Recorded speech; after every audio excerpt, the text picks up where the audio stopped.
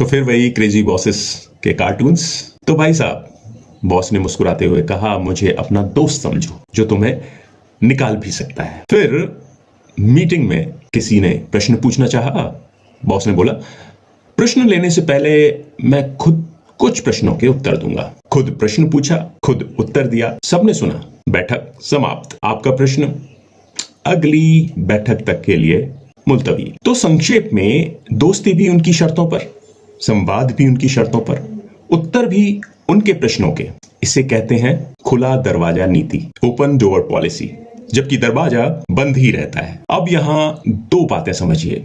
पहली, जब कोई डर को दोस्ती की भाषा में पेश करे तो उसे कहते हैं फॉल्स इंटीमेसी, यानी झूठी आत्मीयता।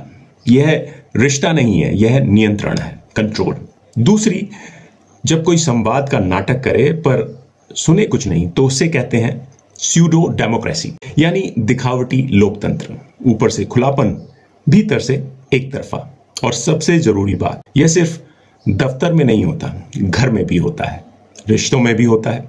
कभी कभी हम खुद भी यही करते हैं। इसे एक छोटे से उदाहरण से समझते हैं। एक तालाब था, किनारे पर लिखा था सभी का स्वागत है, पर भीतर जाने पर पता चला कि पानी सिर्फ उतना मिलेगा जितना मालिक देगा। तालाब था पर प्यास नहीं बुझती थी। अब एक प्रश्न, और यह प्रश्न उनके लिए भी है जो यह महसूस करते हैं, और उनके लिए भी जो शायद कभी कभी ऐसा करते हैं।